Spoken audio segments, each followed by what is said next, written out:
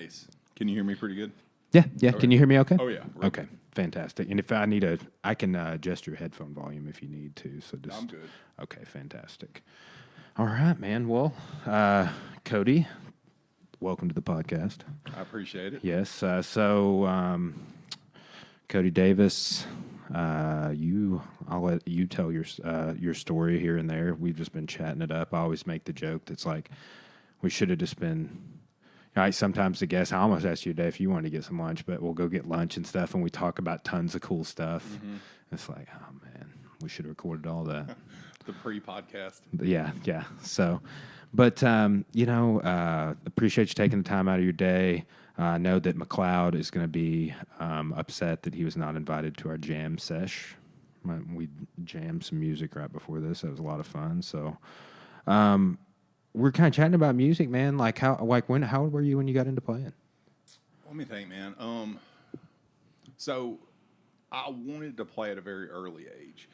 I found a guitar in my mother's closet. It had 2 strings on it. It was just an old Everybody's beater. got kind of family guitar like that. And so my mom didn't even realize she still had it. So I'm like, I'm going to learn how to play guitar. So, man, I just played on these 2 strings, didn't know how to tune, we didn't have internet or anything to learn. But I came home one day, and my dad was having a garage sale, and a dude was walking off with a guitar. Oh, no. And I was like, well, I was going to learn to play that. And he was like, no, you weren't. I got $25 for it. So a few years later, I was probably 9 or 10 around the time. I'd probably say I started playing around 14 or 15. I bought a guitar, with my own money. Started trying to learn to play it. I was really big into MTV at the time. Still played music, Man, those are the days and stuff. And at least the shows that weren't music videos were music related about bands and things. So I was really influenced by a lot of that. So yeah, I started playing with that and started playing in the church. The guy that was kind of like the youth leader would teach you for free. So started going down there, and then, like I told you before when we were playing, that's exactly how I got involved. Yeah, guitar just didn't really. I wanted to be a lead guitar player, and it just didn't really work for me. But bass really kind of connected with me, so I started playing bass. I always joke bass for me, and I run into a lot of folks. It was like the sort of the gateway drug of music of it.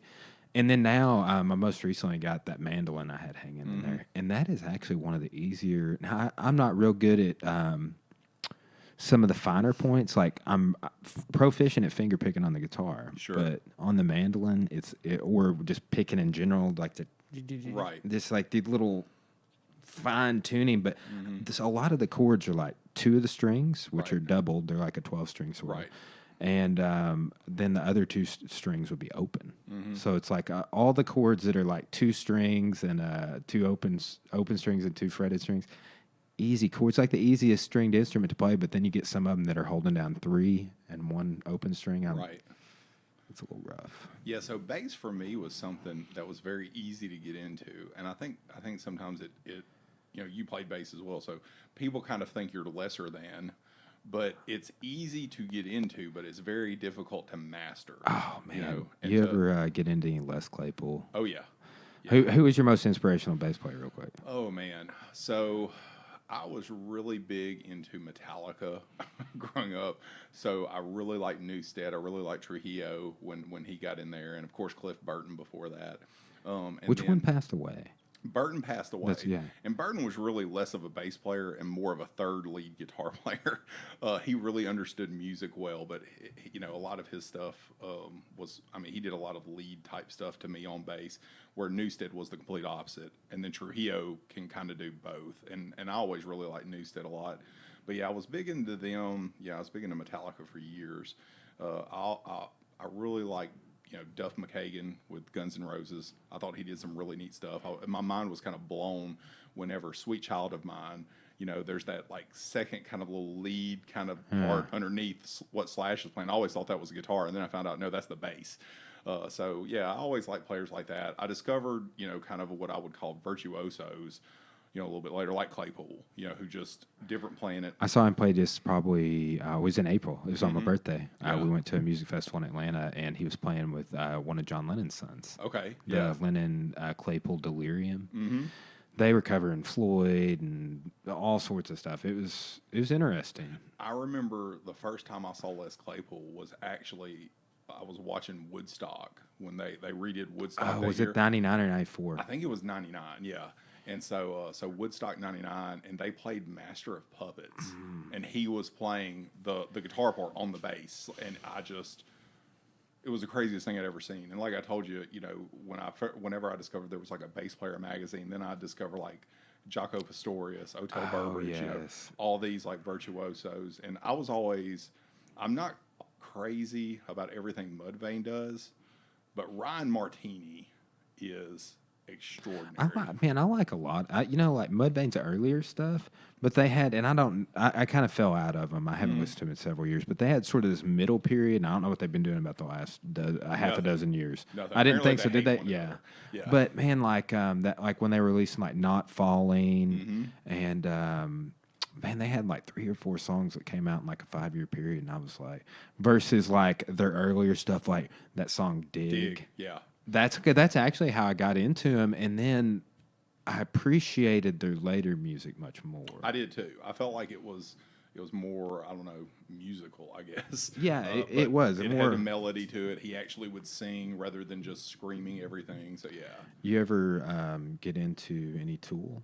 Listening to Justin Chancellor? Yes. So I always forget about Tool, but yeah.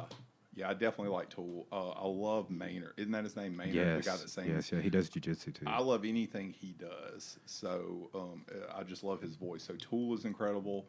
I really liked A Perfect Circle. They were never Tool to me, but I really like them.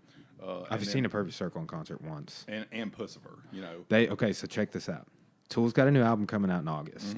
They are releasing it on digital right now.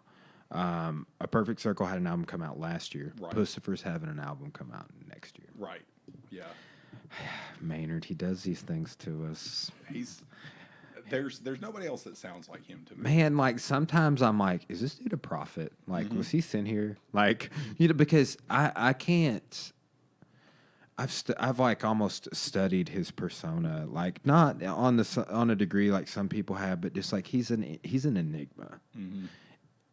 I can't think of a more fascinating person. Like with not just like with the music, but like in the 3 different bands we mentioned.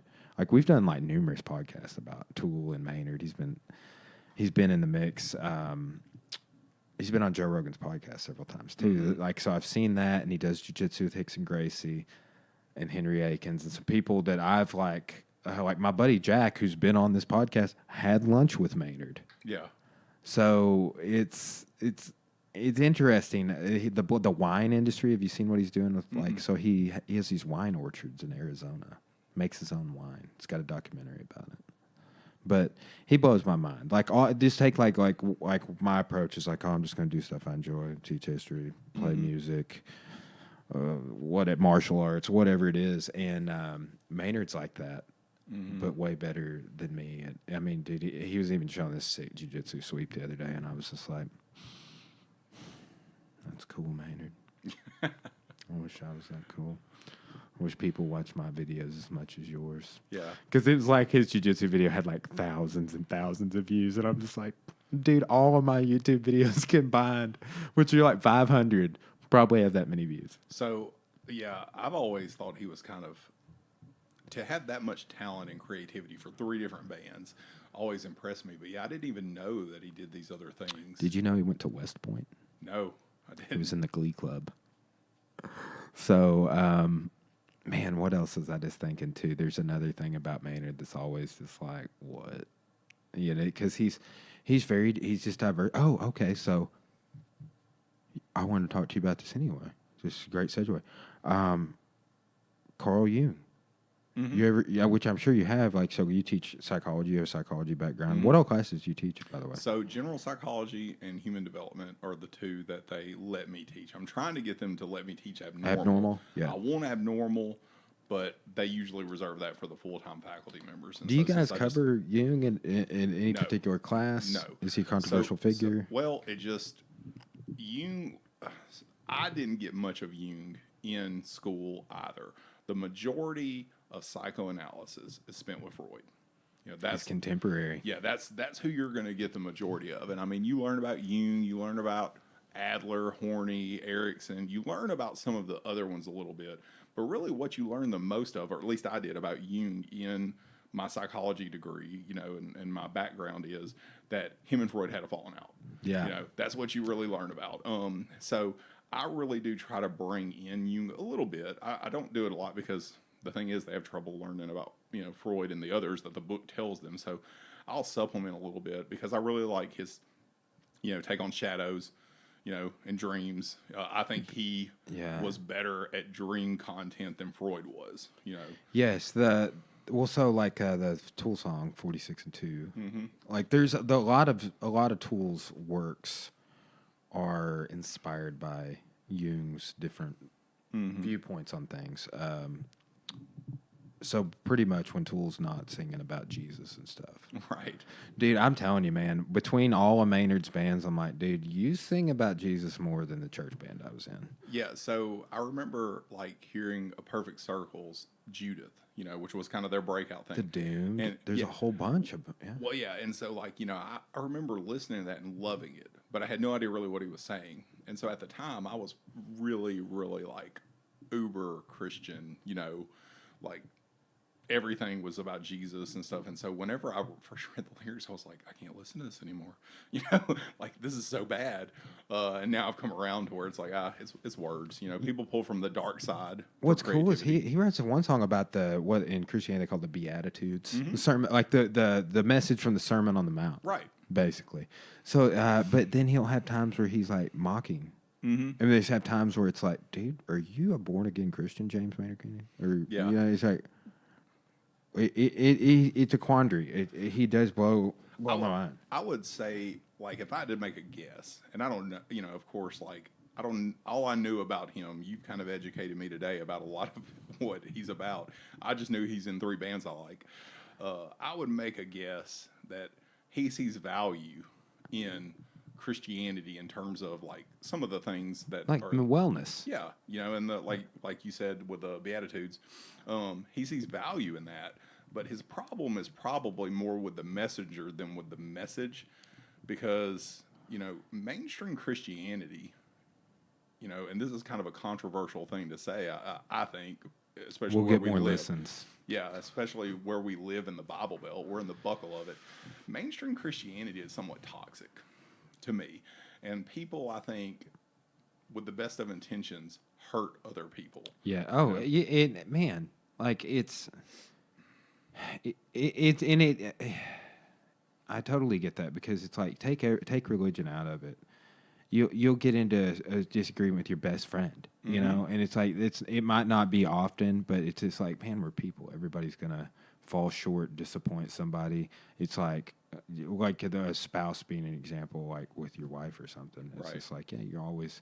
It's like that's just kind of socially accepted, but it's like long-term relationships with people. It's like you're gonna have times where you don't agree on things, and that's what makes it a long-term relationship. Is like, okay, you're still my bro.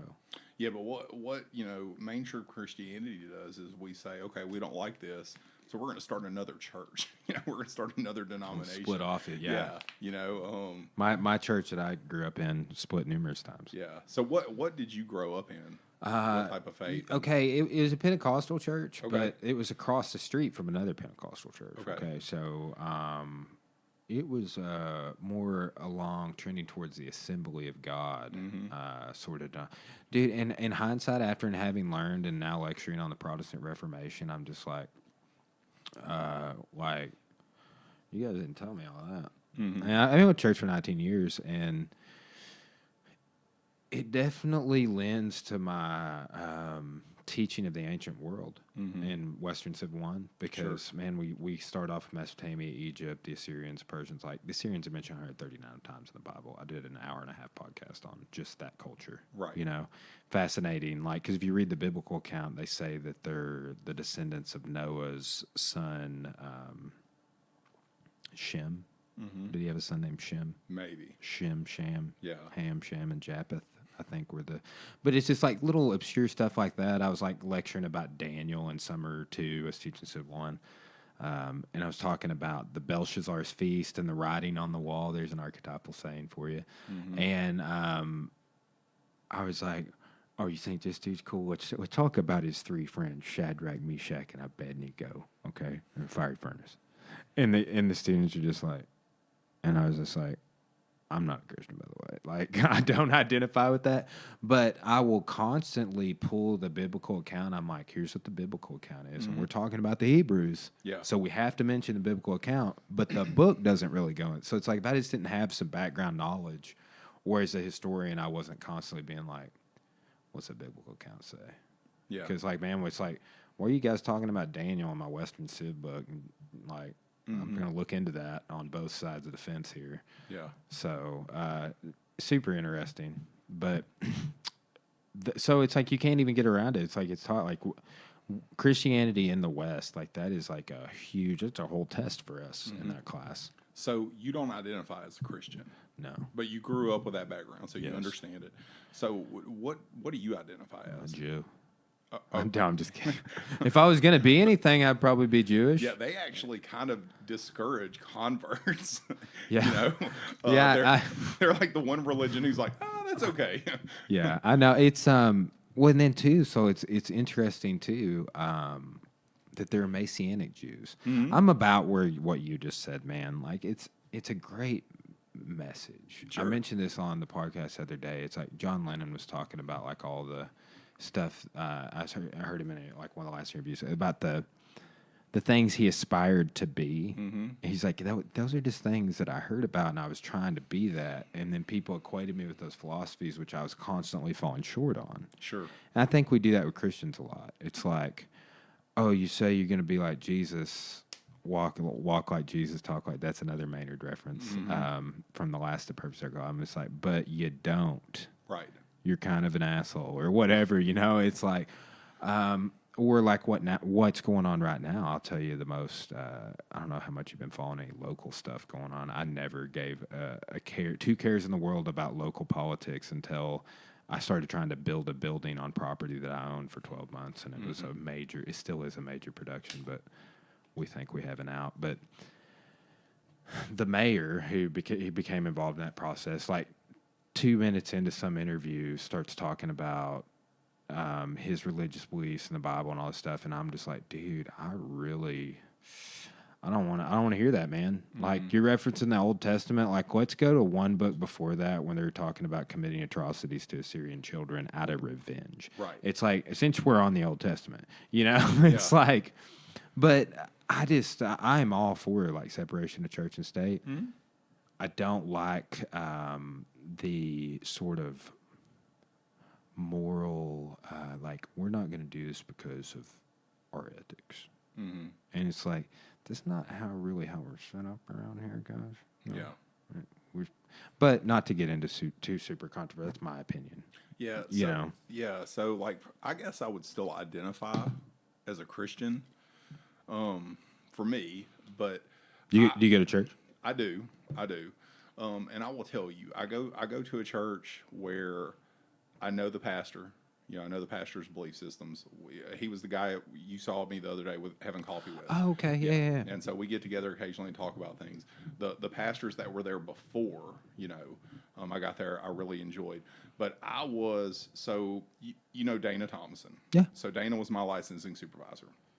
And I don't know if you know this about him, but he's a retired Methodist minister. I grew up Southern Baptist. I think I did hear that. Methodist, you know.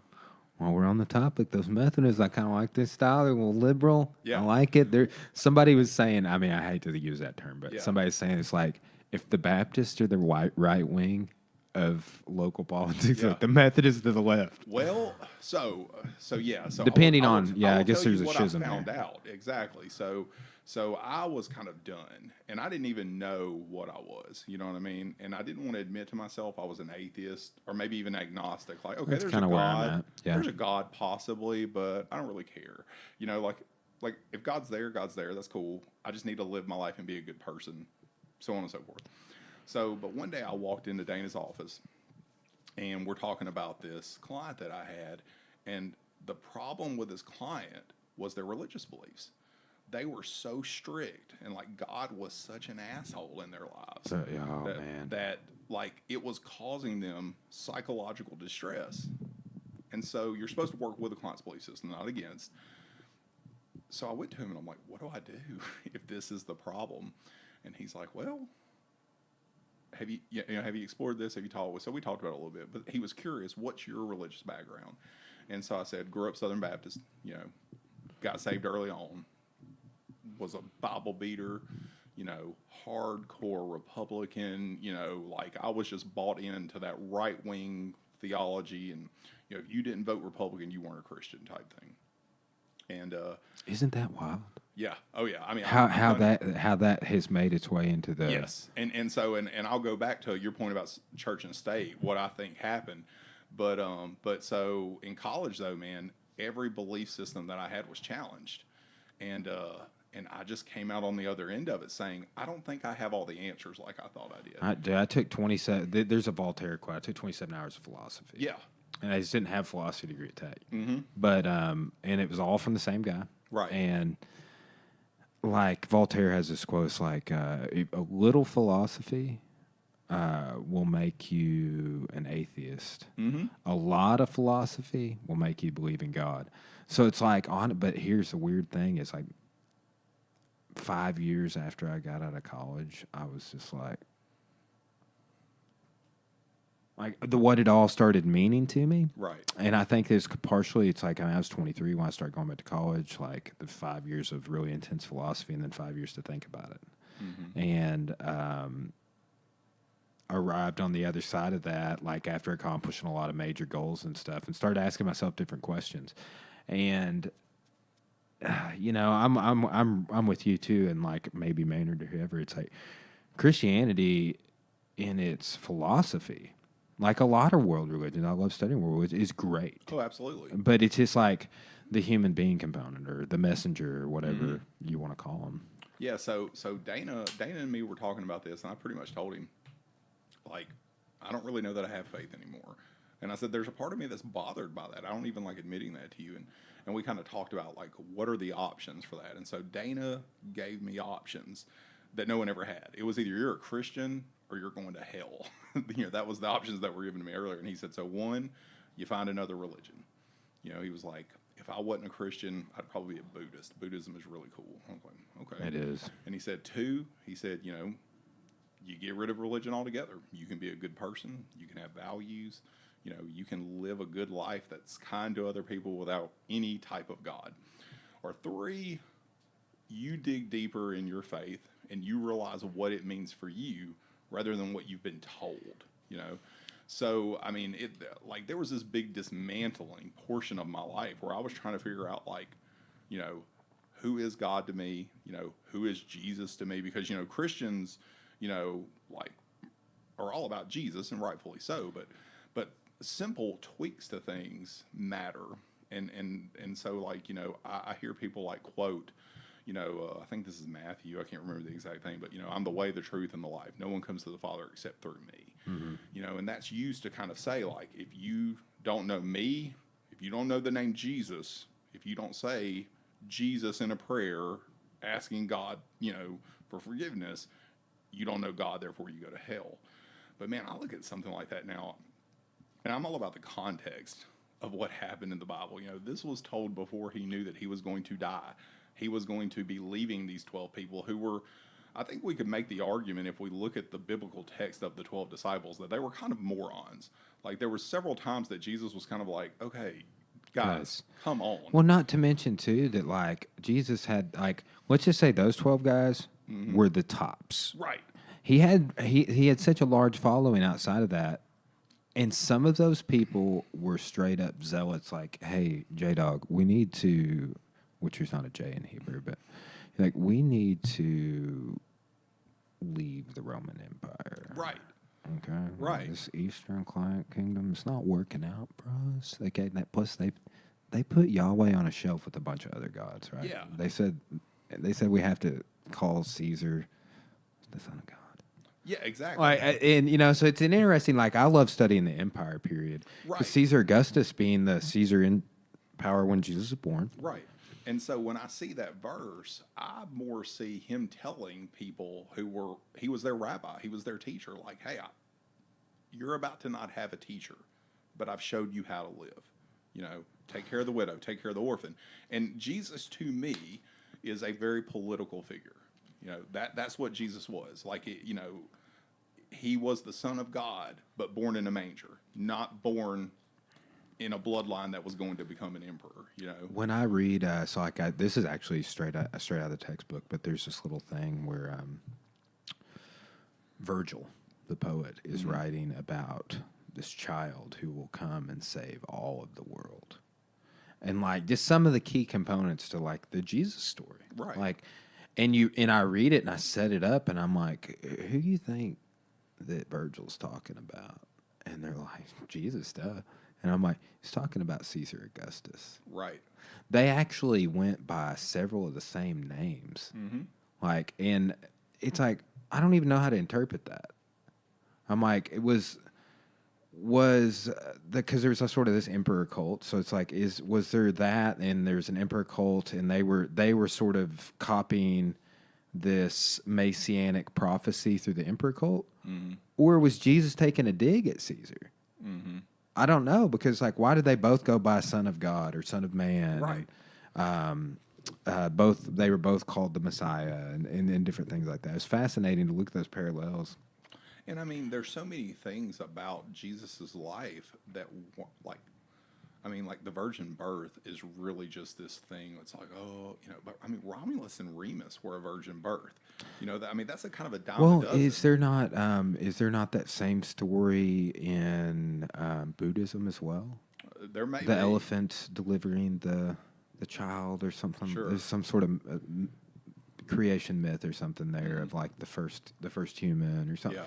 But it's like, you know, you survey a lot of world religions, you can't but see those parallels.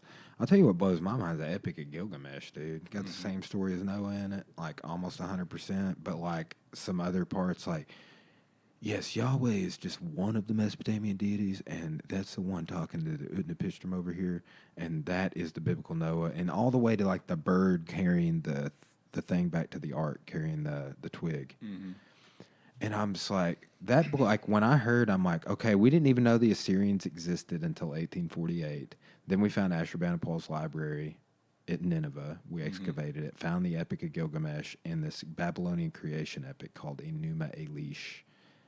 And they're basically the account of Genesis. Right. The creation story and the flood story. Mm-hmm. And then, like, you take and you survey further, and it's like there are over 200 creation stories, and 2/3 of them contain a deluge, a flood type event. It's like what you're saying on digging deeper. That's for me. That's like that's how I dig. You know, I'm exactly. But so that's kind of my whole thing is, you know, Christianity early on was, and it was kind of pack mule morality, and it was fire insurance. Like, I was told there's a hell. Dude, I've never heard about it like that, man. Dude, that's what it was. That's like, great. We went to Judgment Day every Halloween where people got thrown to hell or they were saved, and it was kind of like we had a hallelujah party down at my yeah, church, bro. You know, I mean, dude, how I became a Christian was I was told a story. Okay, I grew up Southern Louisiana. I grew up coon hunting, you know, at night, and the one thing you worried about was coming up on snakes. And they told a story about little Johnny, his dog, and a rattlesnake. Well, Johnny gets in trouble. Oh, yeah, little Johnny, you know, so, yeah, he F's up. So, little Johnny found a rattlesnake. His mother told him, get rid of it, but he kept it anyway. It ended up biting the dog first and then him. So, in this story, the rattlesnake is sin. God is the mother telling him to, no, you don't want that. The dog is Jesus because he took the majority of the sin, and then the little boy was spared even though his dog died. Man, that's really effed up to tell like a 9-year-old, you know what I mean? And so that's how I became a Christian. So yeah, so like in my late 20s, early 30s, I had to figure out, what does this really mean to me other than I'm not going to go to hell. Is my mom God? Exactly. Right. Yeah. Like, so, you know, I really had to figure that out. And so for me, Christianity is, I mean, I don't know that it was ever meant to be a religion. I think it's a great set of guidelines. Exactly. I mean, Buddhism is a great set of guidelines. I think that what's remarkable to me about Jesus's life, because I think if we look at history, there was a historical Jesus. You know, the pre-Easter Jesus is what Marcus Borg refers to. The post-Easter is what kind of became myth-wise. Yes. What people take literally, but it's really just myth. And myth loses power when it becomes literal. But we've tried to literalize myth, and I think that's one of the reasons that you're seeing millennials just leave the church, is because we've gotten rid of myth. You know, everything has to be literal. But when we refer to the pre-Easter Jesus, like, if these events happen where this dude led a political revolution, and then the religious zealots of the time and the emperor killed him because of his radical message, that's something I can get down with. But fire insurance, I don't really know that I need that anymore with my belief system today. Man, too, here's another one that, and this is never popular with anybody, and it's not even my thesis, but there's a thesis out there. I don't even remember the author. I'm actually going to look it up so I can, but it's, the author's thesis is basically that Jesus didn't exist, that he was an archetypal creation by the Roman government to quell division in the eastern portion of the empire. Interesting. I've never heard that theory, but that's interesting. Let's see, Caesar Jesus. I'm gonna, because I want to get this. I want to get this on audiobook. Let's see, the Christ myth theory is what it's called. But I'll find it, because dude, I gotta get it on my Audible. I gotta get an audio version of it, because it's fascinating. But the basic thesis is like, okay, yes, the reason that Caesar, like this, the second Caesar, was it Tiberius, or he does some different timelines and dating. Like, I'm not, again, familiar with all these, but he's basically saying like the reason there's all these parallels between the Caesar and Jesus is because the government did this. And then you go back further. What got me scratching my head on that was the fact that in philosophy, it's taught that that Socrates may have been that for the Greeks. Interesting. Because if you look at the Roman Empire, like, Christianity became the official, religion. So they were basically they had this system that was like, dude, Cody, you're down with Marduk? Like, I'm down with Mars, like, which is where we got martial arts from, by the way. I just found that out recently.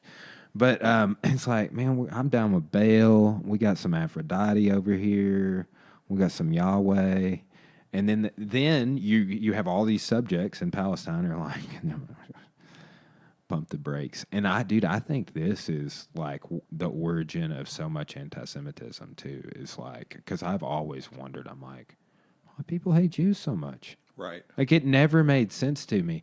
And then I'm like, the number one thing I could see would be that, and this is how it comes across in my textbook I use for class. It's like, not that the system was totally fair, because like, but it's like to the Jews. But it's like, okay, so all the months we have still to this day, like, they're festival months for different deities and stuff like that. Like August is the month of Caesar Augustus. It's deifying him. Like, the July is Julius Caesar's month. They reformed the calendar together.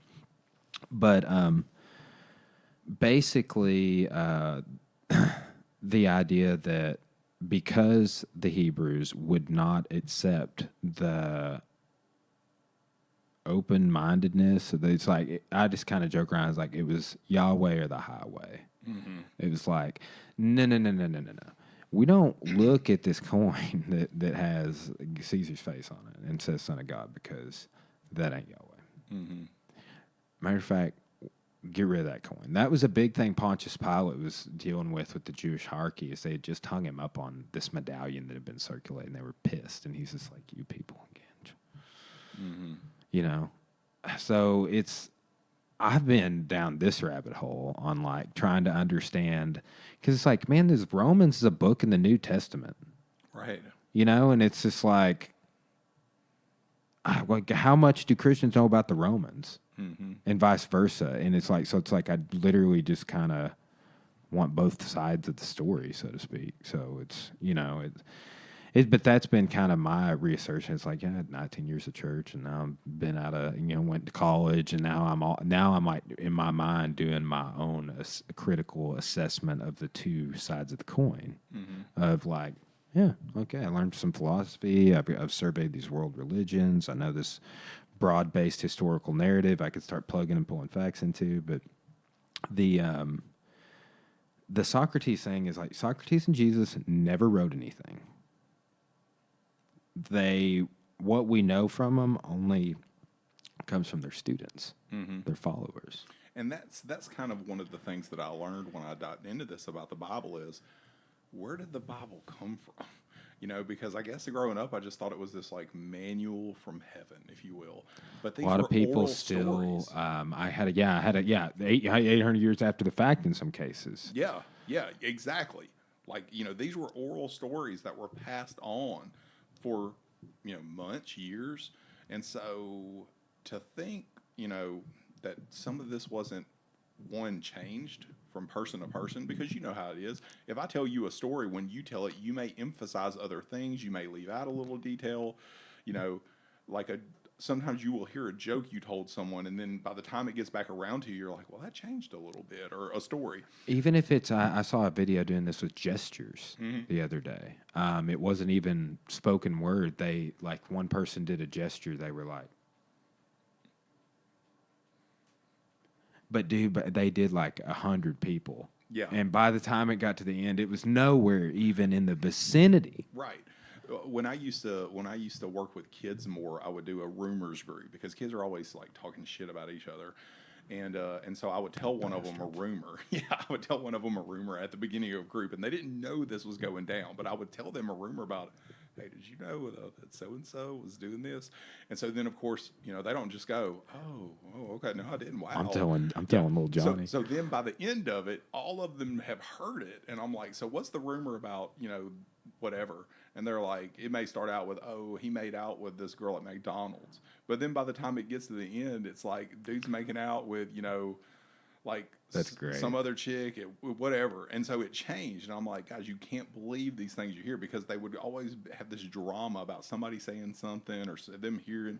But yeah, so if we go to the origin stories of the Bible, there's no way to me that someone could tell that story and it not then change a little bit, and even to be adapted for the culture that maybe it was told in. Matt, yeah, I know. There's so many like the story I mentioned a minute ago, like Daniel and the writing on the wall. I see that as a literal thing. Like I mentioned it being an archetypal saying. That's why I love Carl Jung so much, is dealing with archetypes. But it's like, oh, you mean this guy who worked for the government administration very closely, who was also a slave, saw the writing on the wall and predicted the downfall of the Neo-Chaldeans, the New Babylonians. Right. And it's like, well, maybe that's where we get the saying, hey, Cody, did you see the writing on the wall on that one? Because I did. Right. Like man, you say that to anybody in the English language, they know exactly what you're talking about. Like, man, I think the writing on the wall. You're putting it together, yeah. And I think that is to be in, like, when I read that story now, I'm like, yeah, Daniel was the dude's like guy. He was like the Hebrew sort of go between, and all these things. So it's like, it makes sense that he would be able to predict that happening. He may even have seen envoys coming through and messages or things like that. But there's so many stories. My philosophy professor, Charles Bush, he only told me a couple of things he ever believed. Once was how you're supposed to knife fight, because he's former Green Beret and apparently was the knife fighting instructor. And I'm like, dude, you effectively have blown my mind. Because, like, he's, like, most of the time I knew him, he was like, he had his cataracts. His eyes were going bad, so he just kept his eyes closed all the time. When he would lecture, his eyes would be closed. I'm like, dude, you doing that on purpose? You're freaking me out. I started working at the department, and I realized he'd be in there in his office and on his monitor, just like scratches on the screen and stuff. But he's like, oh, you're not supposed to hold, the knife like this. That's actually fake. You hold it like this. And then like said a couple of things about it, and then he just like went back to like Immanuel Kant or whatever we were talking about. But he was just like, the Genesis story is not meant to. It was not about some woman betraying. You know, he went in all the stereotypes on it. He goes, it's to show you that you're responsible, not a reptile. You know, your outcome is based on your decisions. Yeah. And two, I'll tell you something, because I want to I want to talk to you a little bit about like a couple of subsets of what you do that you might have some, but like rehab science and addiction studies. Have you had very much dealings with that on your side of the fence? So rehab science, no. Or I mean, and really with addictions, not a whole lot. Addictions, for me, is something that I'm not interested in the terms of actually ever working in it, because it's just hard work. Yes. Like, I can only like imagine. the fail rate is unreal. Why do you think that is? Is kind of like where I was really going with that. Well, I mean, I don't think there's one answer necessarily to me to answer that. Uh, I I think to start with treatment for addiction, we kind of have the wrong idea of what addiction is. You know, I don't.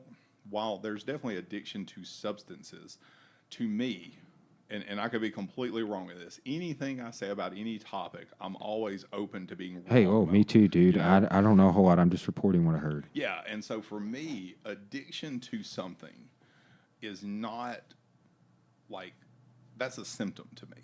You know, there's an underlying cause to this.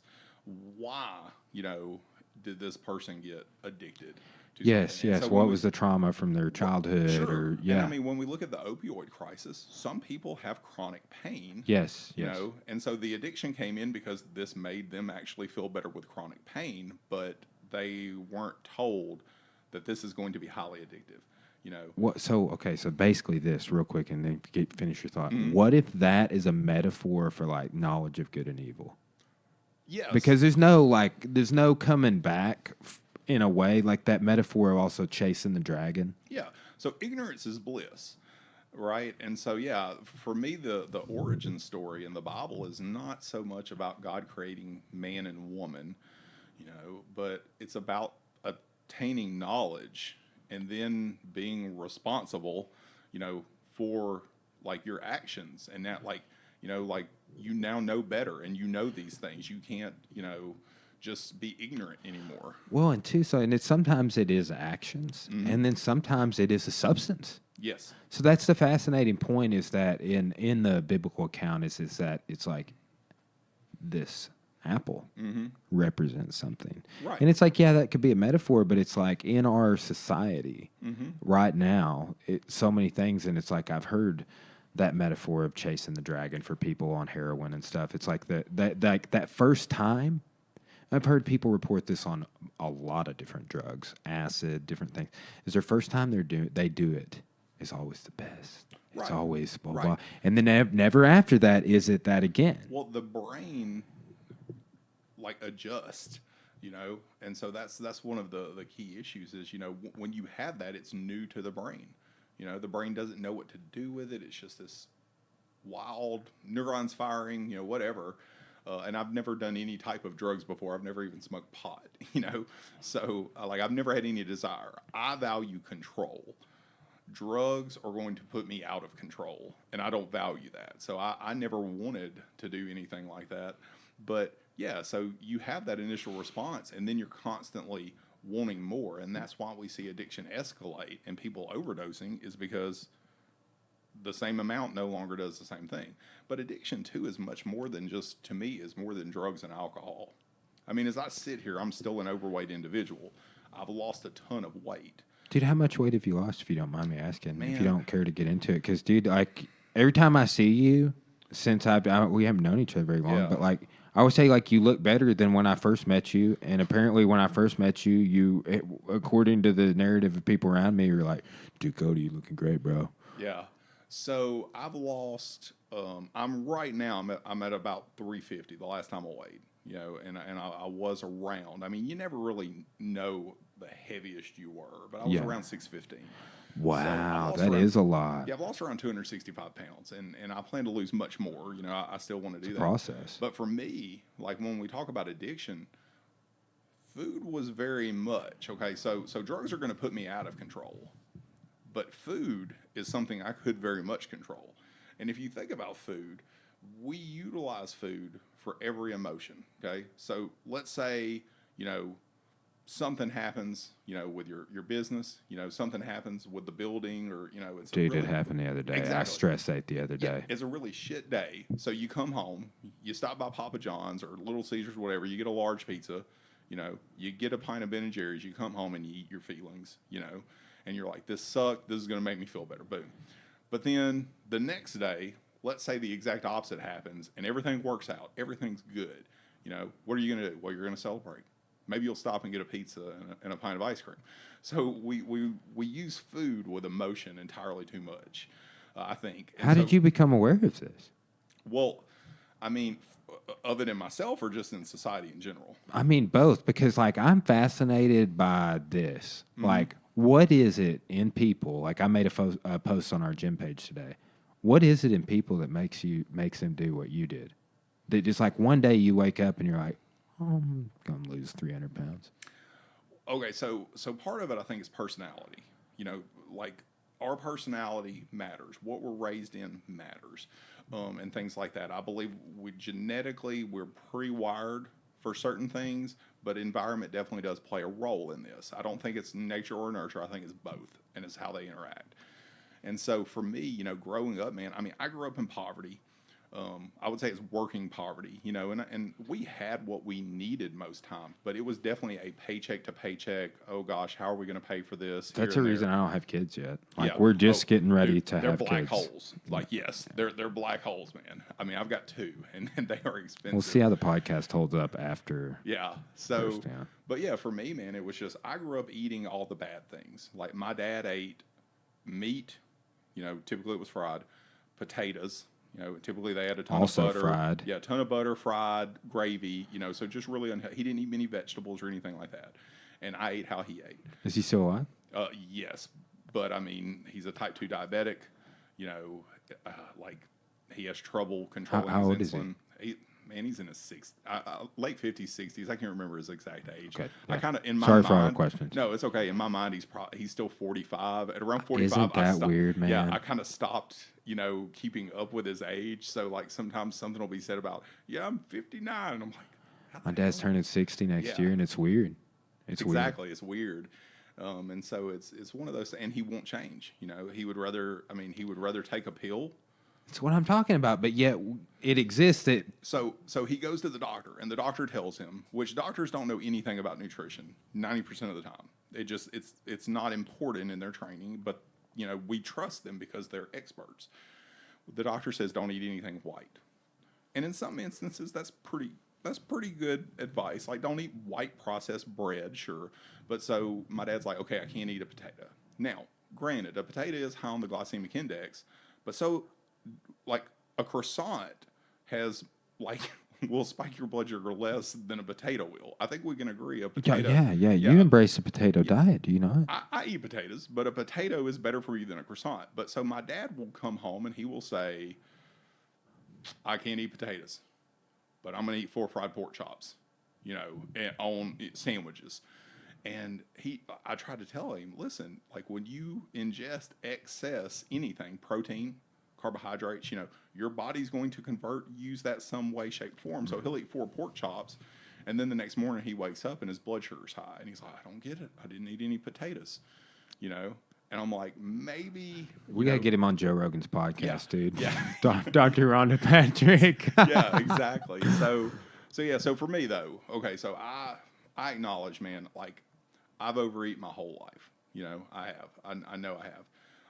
College made that worse, because in college I ate a lot of, meat and potatoes at home, but then you get into a cafeteria where it's just salt, sugar, fat. Dude, I'm addicted to chocolate milk to this day. Exactly. And you have all this cafeteria, so it's like, hey, I just had a full meal. I think I'm going to go get some cereal, 2, just cause, just cause I Corn want it. syrup. Yeah. I'm gonna get some chocolate milk just cause one semester, man, I was kind of like hanging out with this girl a lot, and she ate breakfast every day, and so we realized, okay, we could eat Monday, Wednesday, Friday together. Well, so the first day we eat breakfast, I show up and I've got like, a chicken biscuit and a drink. And this chick's rocking like 2 chicken biscuits, and a whole like quart of milk because the university I went to had a dairy farm. So the milk was legit. And so I'm like, how the hell is this girl eating this? Like she's pretty tiny. I know all these tiny girls that live on milk. Well, so I started eating like her, and so it would be one of those things where, like, Monday I'd grab the chicken biscuit, she'd get the milk, then vice versa. But dude, I was gaining weight nonstop, and so one day I sit down and I talked with her, and I was like, well, she goes, hey, chicken biscuits, you get the milk, and I said, actually, get me like the wrap. The grilled chicken breakfast wrap this morning. I'm going to cut out the fried chicken biscuits. And so we got there, and she's like, what's going on? And I said, look, I don't know how you're doing this, but like my pants barely fit right now. Like I'm about to have to go up a size. I've got to stop eating this much. And she was like, oh yeah. So I manage the women's basketball team. I'm a manager, and they're like a person short this semester in practice. So I fill in and I work out with them. So I just lift weights. Burning all these calories. Yeah. So she actually had to increase her calories. Is this in college? Like working out with a college team. Exactly, because she was losing so much weight. But so in college I overate, and I worked a pretty active job. But once I got into grad school, my eating habits didn't change, but my lifestyle did. I started working more behind a desk, type job, and then I got out of that. So what caused me to change was my wife. My wife, I mean, I married up, in like, too. yeah, I mean, I look at our wedding photo, and I'm like, why the hell did she marry me? Like, Probably for all the right reasons, dude. Yeah, but I'm like, I just don't get it, Because, I mean, do you think how trivial of her, like, my wife is beautiful. Yeah. But, like, and how my values have changed because, like, as, like, a teenager or whatever, it's like, oh, this girl is so hot. Right. She's hot. But it's like, that's just not, is that really important or looks really important? Right. Like, and she married me because of my personality, because of who I was. And that's a good thing. I joke about that, but she was terrified of me passing away. She was terrified of losing me. And so she would talk to me constantly. And dude, I wasn't ready to make change. Like, the single greatest thing I know about counseling was taught to me in grad school. I really messed up in a session with someone, and I learned this. And so it's not anything complicated or hard, but the pain to stay the same has to become greater than the pain to change, because change is hard and painful. And so for me, I had to recognize the pain in my life of things like, can I go to this movie theater? We want to go to a movie as a family, but can I fit in the seats? Like, that's where I was, you know what I mean? And, when we bought my daughter's car, I could not test drive it, because I couldn't fit in the damn thing, right? So there was all these things. And I mean, so one, my wife was worried about me. Two, my wife was a prisoner because of my weight, because if I couldn't do it, we couldn't do it type thing. And she was just terrified that she was going to lose me and everything. And so I don't know that I really valued myself at the time enough to make that, like, if I wouldn't have been married to her, I don't know that I would have made this change. But her and I'm all about, and this is just how I kind of live my life. This is how I do counseling. I'm all about values. Like, what do you value in your life? And then do your actions reflect what you value? Because, if they don't, then maybe you don't truly value that as much as you think. So for me, I had to come to the conclusion that I ate like to make myself feel better because my life was painful. But that was a vicious cycle that was only causing me more pain. Yeah. That's a great way of looking at it. And so we left the Big and Tall store. I went and bought some new shirts and stuff because I'd, gained more weight. And I remember we were in the truck, and we were leaving, and my wife looked at me and she said, so what size shirt did you buy? And I said, 6XLT. And she goes, so on their window, they say they sell to a 7XLT. And I said, yeah, that's right. And she said, what do we do whenever you don't fit in a 7XLT anymore? Because she already knew, like, you know, I'm not losing weight. I'm actually gaining weight. And I said, no, I'm going to do something. I'm going to do something. And so that's kind of that, and just a really hard conversation about her being scared of losing me realizing like she's starting to resent me because she's a prisoner of my life, of my weight. And so, you know, what my personality type, is extreme. That's just how I am. If I'm going to do something, I'm going to do it exactly. You know, like that's just how I've done things. And so, whenever I was in college, man, I've done every diet that I think is imaginable. I've done carb busters or sugar busters, whatever it's called, which is basically, you know, a different variation comes out every now and then. Keto, Atkins, all of those are very similar to me. I've done Weight Watchers. You know, man, one time I lost a ton of weight doing 1,200 calories. You know, I did 1,200 calories a day, and I was like working out nonstop. So I was probably burning, you know, at least 400 or 500 calories. So I really wasn't getting a whole lot of caloric intake. So my body was burning fat, and I lost like 60 pounds. But the problem was, as soon as I quit eating 1,200 calories, I didn't change the nutrition. I just changed the portion. And whenever I went back to eating what I normally ate, I blew back up plus some. And that's psychologically difficult to suffer. I deal with that with people in the gym sometimes. It's a trade-off. Yeah, so to suffer and gain something and then to lose it, man, psychologically, that's terrifying and hard. So, but in college, man, I met this dude. I worked with him, and his name was Will. And, dude, Will was a vegan. But he was like the most ripped vegan I'd ever seen in my life. Dude, I've seen some ripped vegans. Yeah. And so vegan for me was typically like a hippie, really pale, you know, like they're low in B12, so they're going to die. Call them also wooks Yeah. in my end of the world. That's why that print has a Wookiee on it. Okay. Because those are the people that go to that type of music festival. Yeah, so that's what it was. But one night, a lot of times, and I would say he was probably vegan 90% of the time, vegetarian the other 10. But he would eat pizza, and so I would stop and pick him up a pizza, and he would eat a little bit of cheese occasionally. But he always, like, I didn't know this at the time. I didn't know that he was a vegan. I didn't know that he was a vegetarian. I just knew he liked cheese pizza.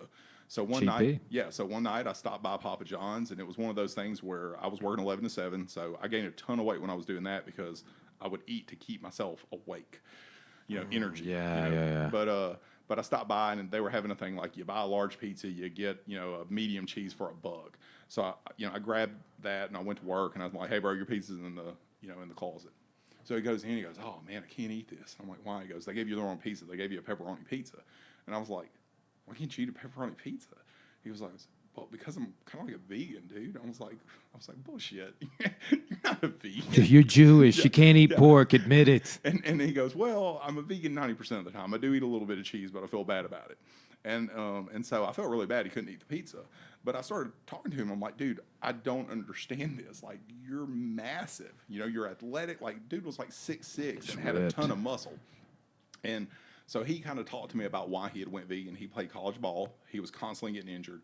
And an athletic trainer who was vegan told him, "You may have a very inflammatory body, and if so..." I think that's what I have, dude. Yeah. He said, "If so, this could possibly help you." And so he started out doing it, and inflammation got better. He'd get injured, but he healed quicker, and then eventually he wasn't getting injured anymore. Maybe I need to look into veganism. I'm worried about vitamin deficiencies more than anything. Yeah. So, and I understand that, but so I did that.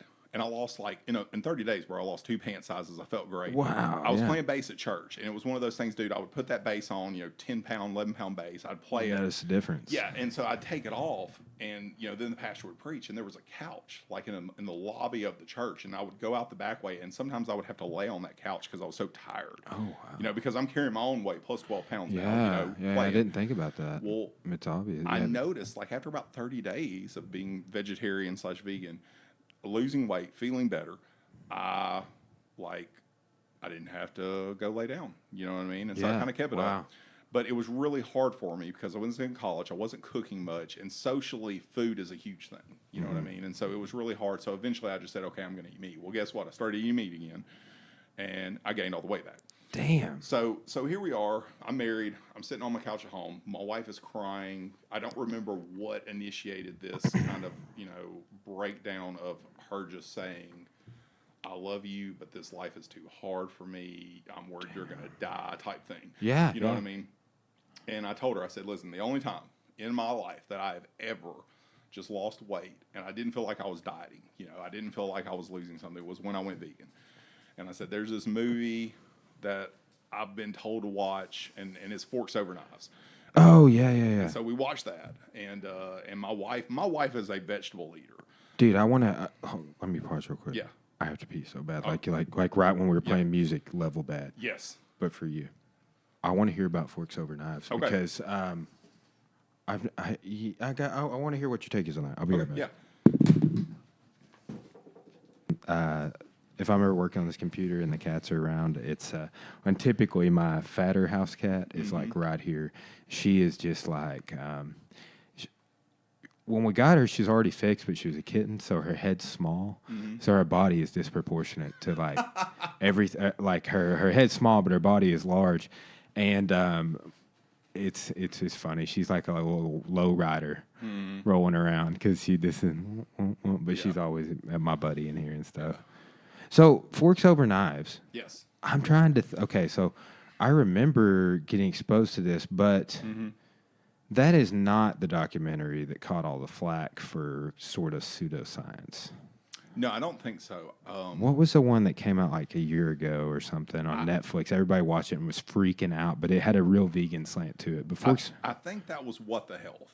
Well, that's it. Yeah. But Forks Over Knives, I heard about that in college in biology, actually. And so What the Health was not a bad movie per se, but it was, like, I agree with a lot of what's in that movie. Let me say that. But it was really, sensational. It was kind of a sensationalist movie. And it was really easy to kind of pick it apart. Now, Forks Over Knives, I mean, it was a movie about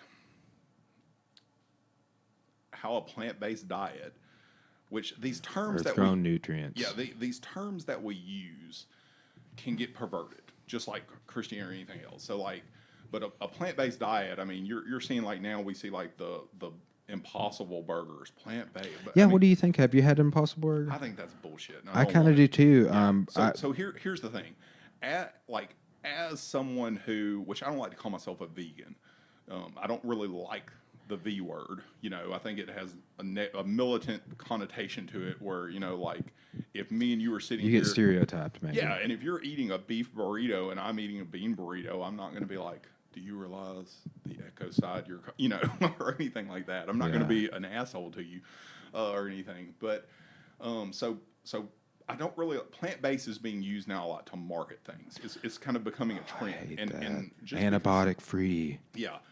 Like chicken, gluten-free. Of course chicken is gluten-free.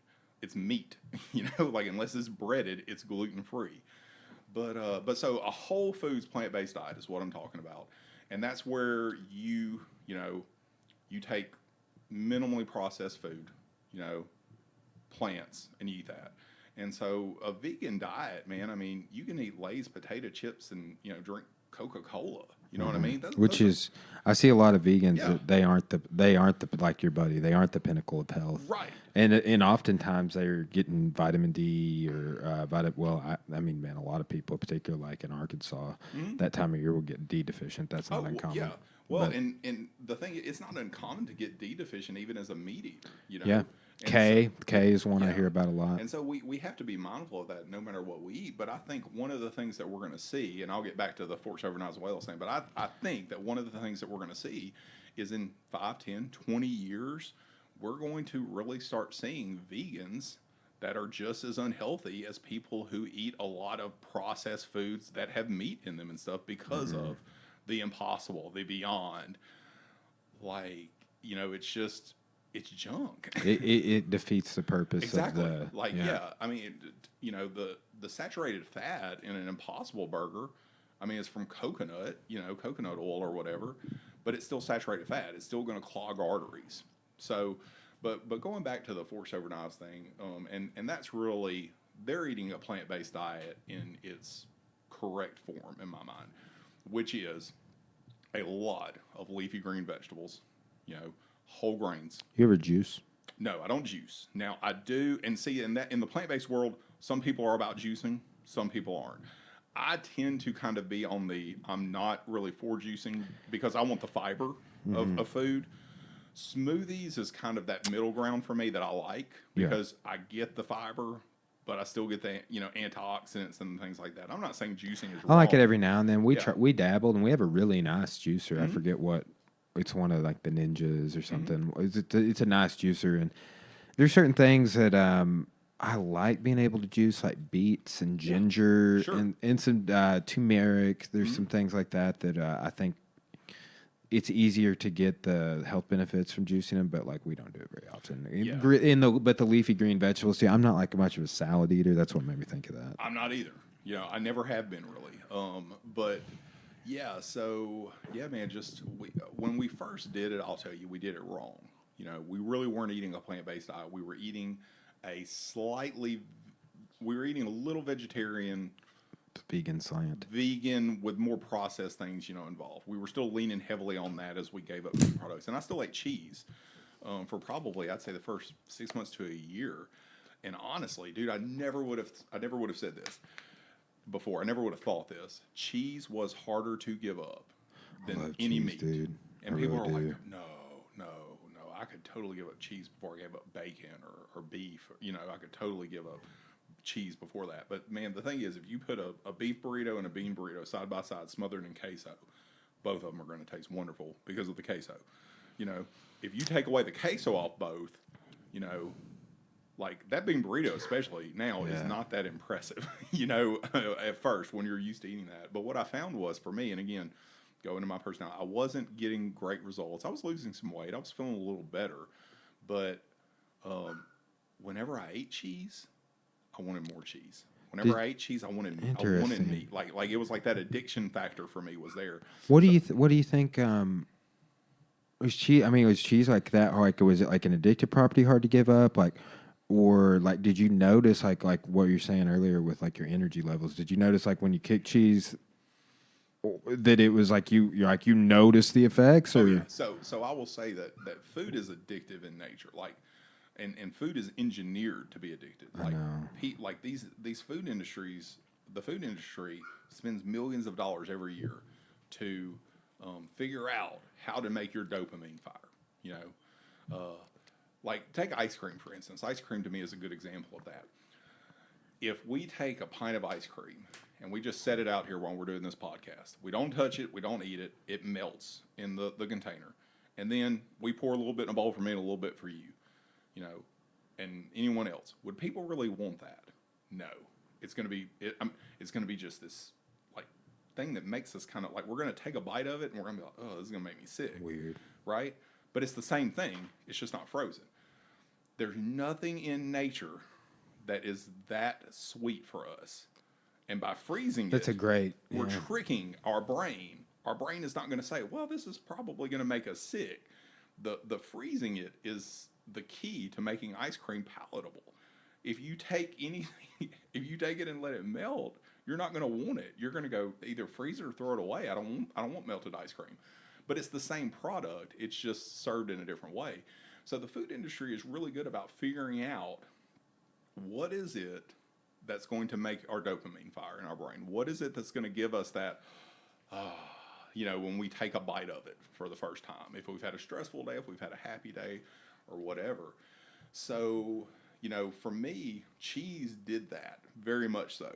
Love cheese. Cheese, peanut butter, and gravy, man. Yeah. Like, you put any of that on anything. Yeah, so cheese did that. So I realized as we were doing this, okay, I'm not really getting the results that I want. Like, I'm reading about all these people who went plant-based and I lost all this weight. And I'm like, man, I've lost like 10 pounds in 2 months, but, or 3 months. But And I would notice if we had pizza, like we'd go to Papa Murphy's and pick up a couple of pizzas. Rest in peace, dude. They're gone. They closed.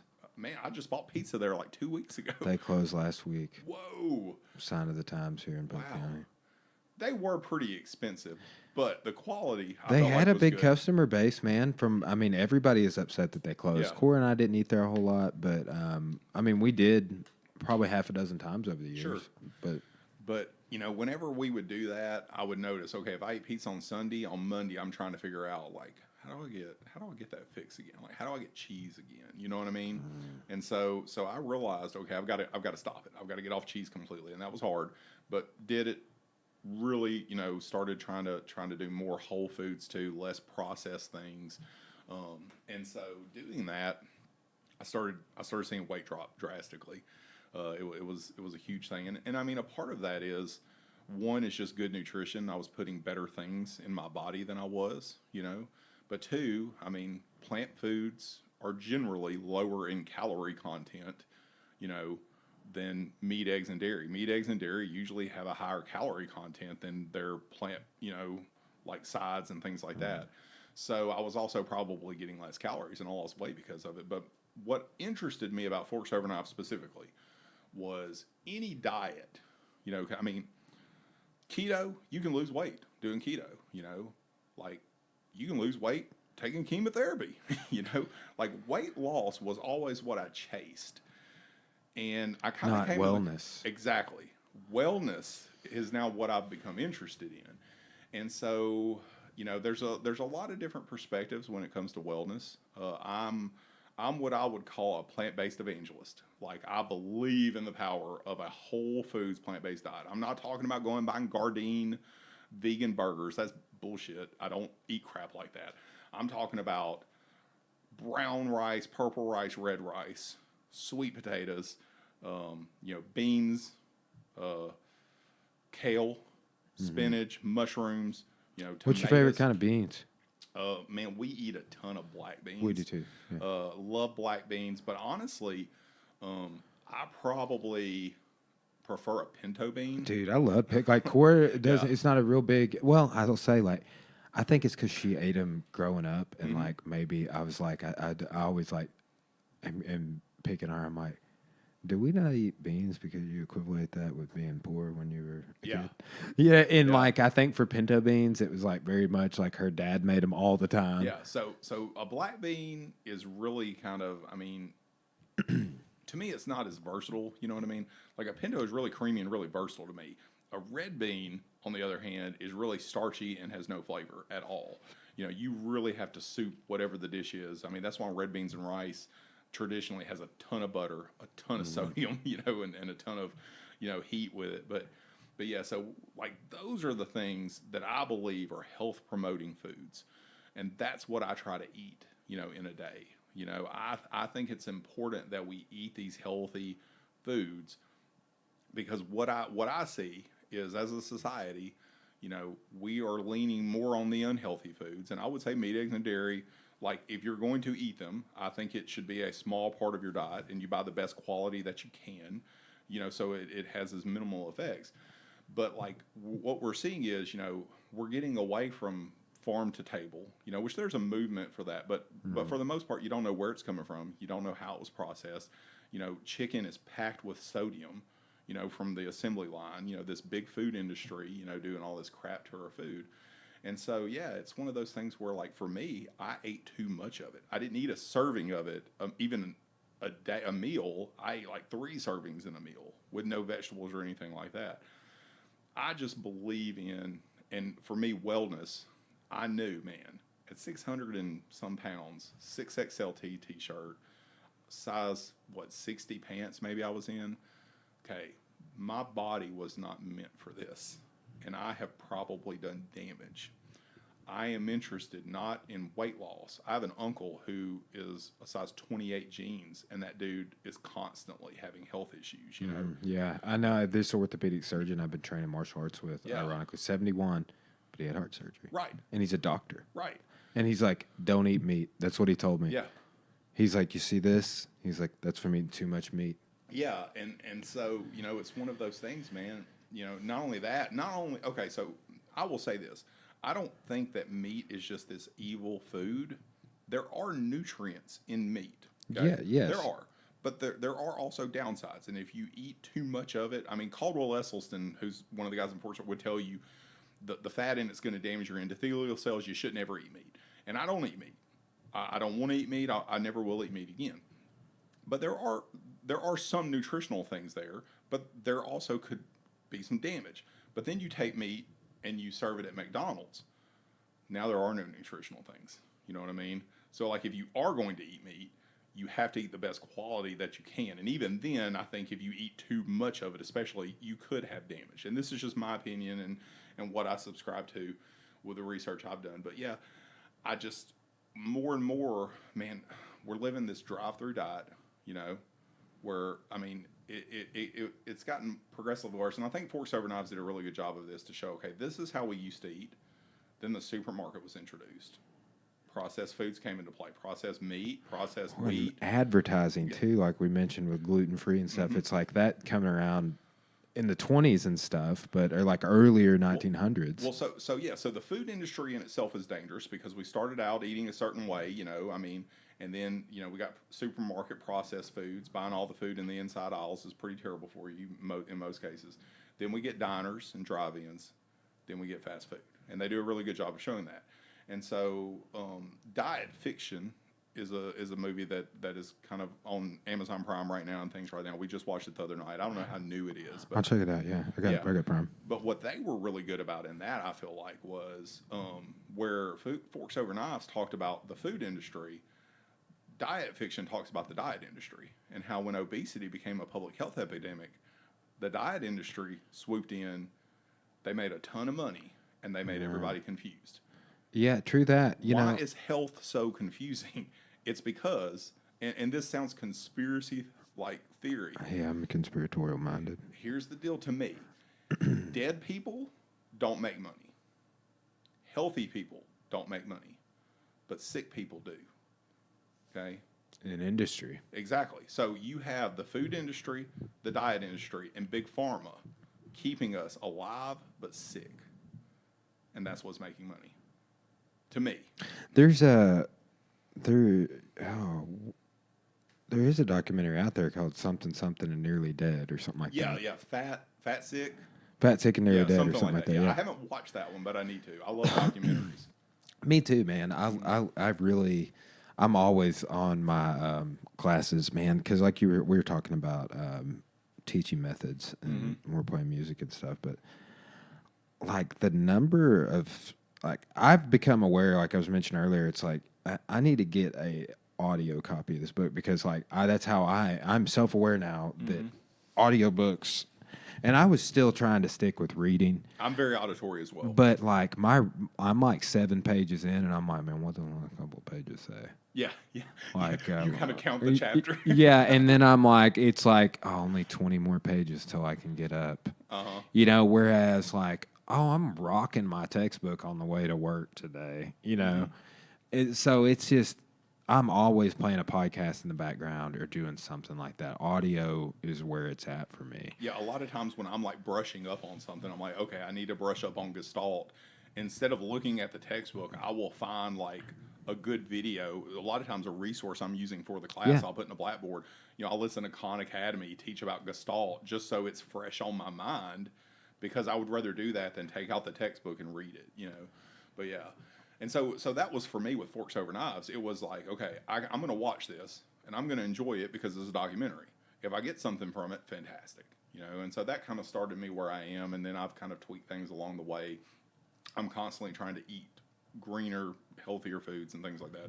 But yeah, so what's your favorite green vegetable? Kale and broccoli, those two things. How do you eat your kale, man? I can't ever get into kale. I like it raw best. So you just like a salad? Yeah, just raw kale. So what I like to do, I used to like hide it in things. Like I would like put it in the food processor and like just. That's why I was asking about juicing. Almost if you emulsify it. I mean, the fiber and everything's still there, but get it so chopped up, I throw it in a soup or something. So it's like I'm not really having to chew it. But now I really like the chew of kale.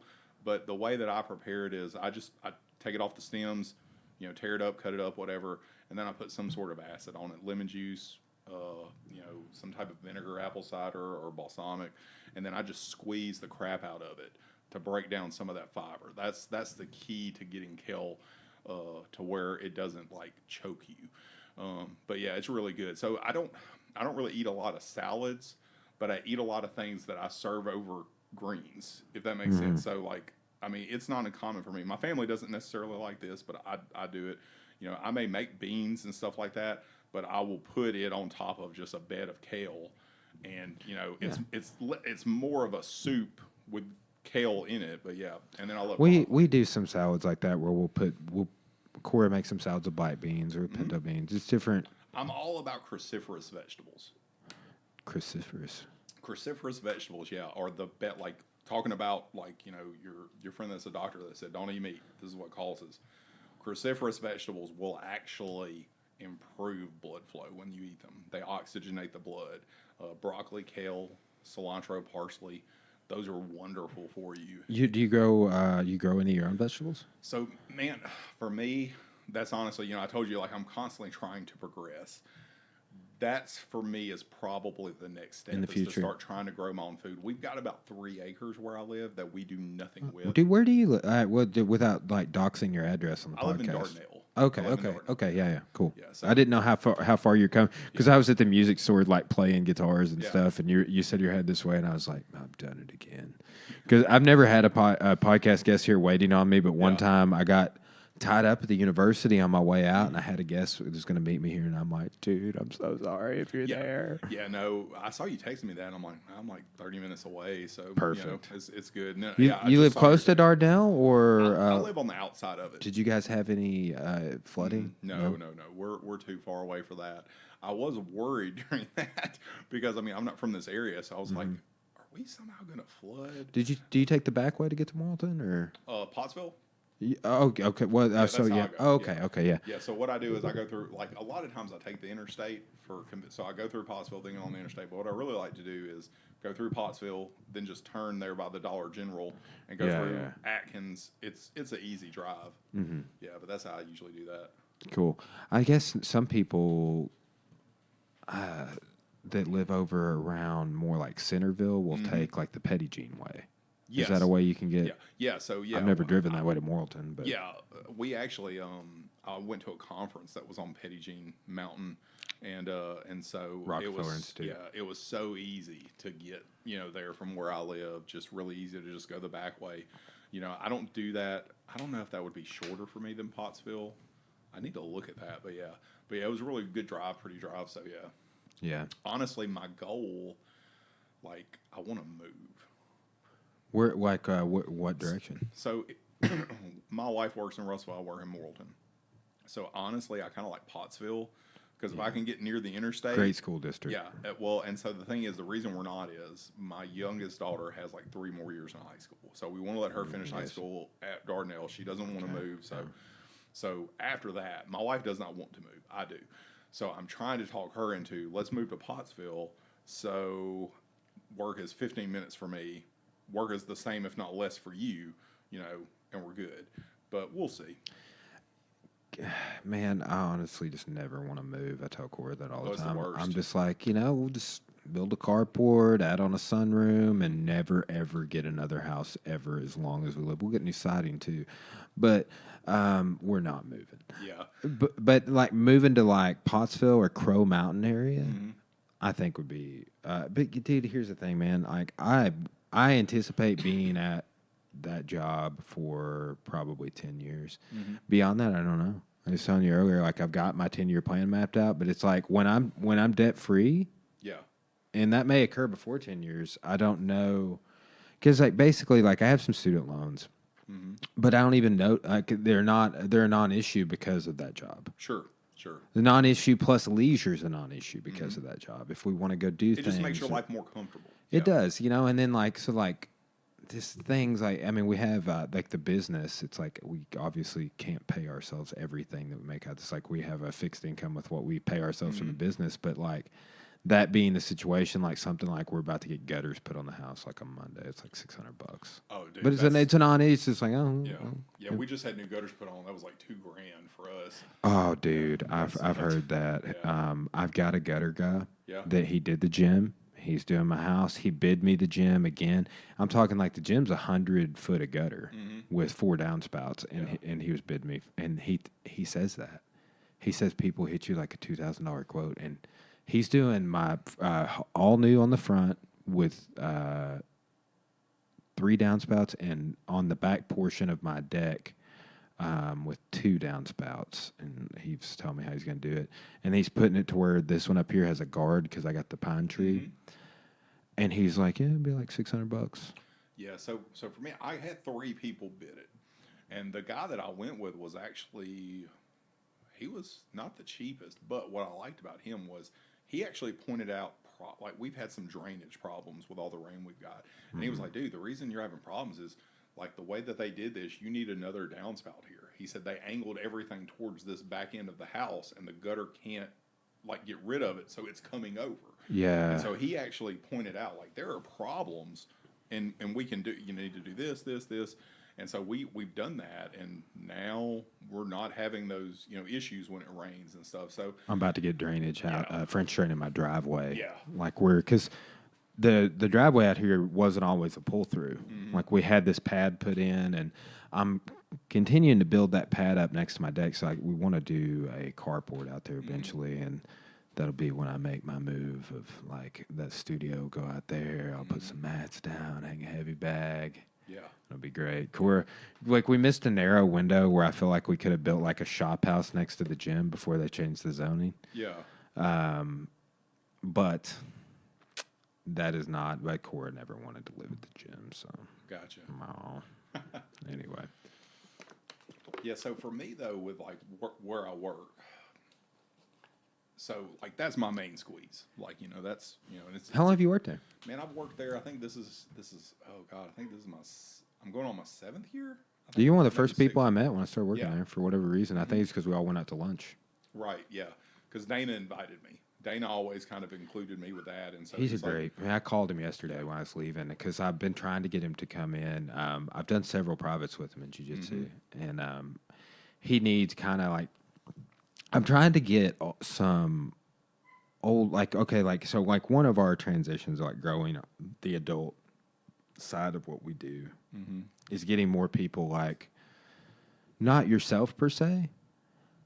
You're kind of still that age where it's like I see tons of people sign up. They're 32 years old, right, but like 40-year-olds, you know, 45-year-olds. right, So like we got this guy 71, and it's like I'm trying to get more people like that, and then be like, hey, you guys can work out together.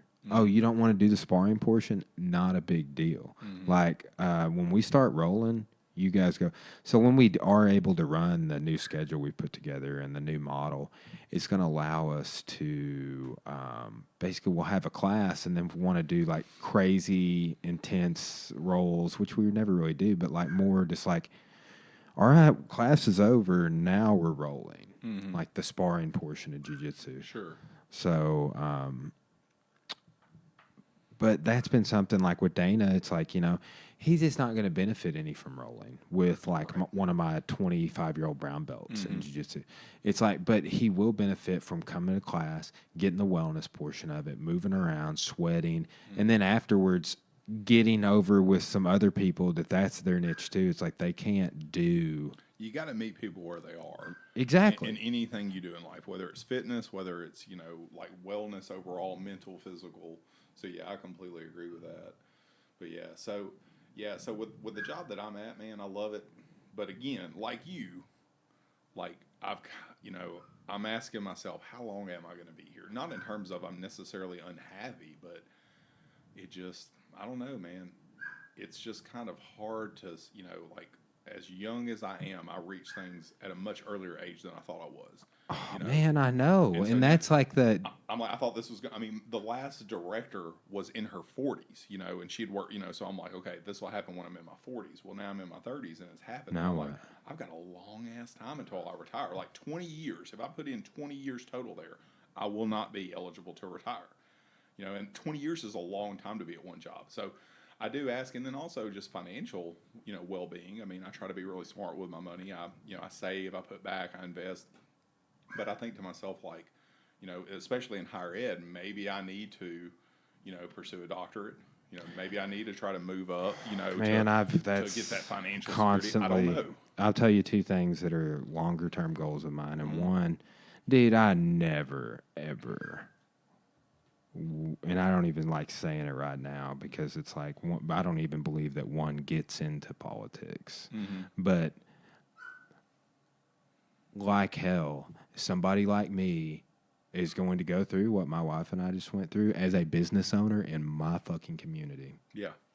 Like, I'm just telling people this. It's like, as soon as we get this move initiated, because we had a 90-day offer, contingent offer accepted on a space that meets 100% of our needs. Sure. And we got to sell our building. The bank's like, hey, re-interject all this capital into the other building once you sell yours. Ours, like, we're pretty confident it's going to sell. We've got a couple people look at it. It's only been on the market a week, but it's like, it's like the light. Like, I can't even say and do things right now out of fear that people will show up and write me tickets from code enforcement, or out of fear that the city council people, even from my own ward, that have offered me their help and like, hey, we're going to get this. Because hopefully we move and we don't have, but if we don't, we got to go back to like, oh, I'm going to build on my property. And you saying things to me like, that's fine. You know, that's a law, Brian, unless you pay us $5,000. Like, that's not going to exist. So that's a peripheral thing on a back burner for me, but it's like I'm going to deal solely in unelected positions first. I feel like that's where all the corruption's at. It's like all of city planning, unelected. Right. Or we just got a new city planner, works for the real estate company. You know, and it's like the sort of backdoor special interest are disgusting. Once you get presented with like the lay of the land, and it's just like I'm just gonna shine light on it as soon. But it's like I keep making this point. It's like, how many of you leaders? Everybody likes to call them leaders. I'm like, representatives. They're a representative. Right. How many of you representatives have a background in political science that aren't lawyers or judges? None. And I mean none, beyond having like maybe an American government class in high school. Right. And then maybe a civics class or American government college civics in high school. And I don't understand that. And it's baffled me. I'm like, man, these are some weird problems to have. And also there's nothing, some of the problems we ran into, it was like, yeah, this is standard. Just go get your architectural designs, you know, blah, blah. And then they're like, you move into phases, and then they start hitting you with this enforcement. And they're like, oh, that's going to be $100,000, man, like extra. Man, forget your subcontracting. That doesn't matter. You're in phase 4 now. And phase 4 is where we tell you that you have to do this sidewalk and drainage and all this stuff. Unless you pay us $5,000. You got to pay $100 unless you pay $5. And it's like 5 is just enough too, where it's like why it pissed me off so much. It's like I would pull that from liquidity in my business to pay that. And then it's like, well, what are you going to do with $5,000? Well, we're going to go put drainage in for somebody that needs it. And I'm like, so you mean tech? Because you had tax money appropriated for my street, and you did put some asphalt on top of the street, left part of it a dirt road, but you made a dead-end street almost a tech. And it's weird, man. It's weird how that's what I've experienced. Like that, a whole story of what we've experienced because we're trying to, a 12-month period trying to build, and $20,000 invested. And me cutting all of those losses out by getting this offer accepted on this building is the only way we're willing to walk away. Like this, the losses we've cut, and like what the appraisal of the new building will be, and what capital we'll get if we sell our building at the rock bottom price that we have to sell it at to get out. But it's like, that's not going to happen again. Because Right. You were like the 100th person I've told this week. You know what I'm saying? Yeah. Like we put out some videos and they got 10,000 views. Right. And it's like, that's what got the city council contacting us. But it's like, we can't say, there's no being pro marijuana dispensary. There's no being pro casino. There's like everybody around town that I network with is afraid of getting like, of pissing off this wing or that wing or whatever. And I'm like, same bird stereotype right here. Exactly. And that's one of the things I think I've come to realize more and more. You know, I mean, I would say I was like earlier when I was talking about the religious background and things, I was very conservative. You know, I was like W was the man. You know what I mean? That's the thing, man. I'm still pretty conservative. Well, I went the opposite end, man. I went super liberal. You know what I mean? And I'm liberal in some ways. And I explored that. And now I'm at the age where I'm kind of like, you know, that side is pretty dangerous, but that side can be too. The more extreme Yes, you get on each side, you know, the worse off you are as a society. And I've come to kind of this middle ground of like we have to have some conservatism in areas. for sure. We Like have to I'm have very some. Yeah, economically conservative, for I'm. example. Yeah, I really. I think libertarians can kind of be assholes, but I'm pretty libertarian in a lot of ways. But Me too. hey, let's fund public school and roads. Yeah, can we? Yeah, Yeah, can we take care of the infrastructure? And exactly. like, man, that's my agreement or disagreements. And like, when we were at our city meeting, I was just like, I wonder how many of these people are Republicans. Right. And it's like, and how do you justify identifying with that partisan Mm-hmm. group and sit here and want to make me pay for sidewalks on land that I own so you can then, like, that's how it works. It's like, are those my sidewalks? Right. No, they belong to the city. You can't say anything about them. You can't, like, if we want to take them out, we will. Mm-hmm. Like my chiropractor, he when he built his place some years later, they came in and they gave him some problems on the front end building, but they all the hotels in our county right now pay this voluntary tax. The reason we can't have Airbnbs is because the hotels will stop paying the tax. Mm-hmm. So the city has to keep Airbnbs. Right. No competition. Yes, and it's seen as that, but it's like it's more so like the Airbnbs have highlighted like we don't have to pay that tax; it's voluntary. So the casinos will have to stop. So like they came to my chiropractor and were like, "We want you to put in this fire hydrant," and he's like, "Oh, great! Like, show me the statute where it says I'm responsible to do that." And they're like, "Well, it's just more of a recommendation." And he'd had this. He told me this other story about his driveway where he like it didn't end up paying anything. And it never came back to him. Yeah. And it's like this years later. But like, so he went ahead and got the fire hydrant put in for whatever reason. It was like the church. There's the church I used to go to, and the other church from across the street right next to him. And he's just like, has it put in, and like when they're done or whatever, he's like, "Where's my tool?"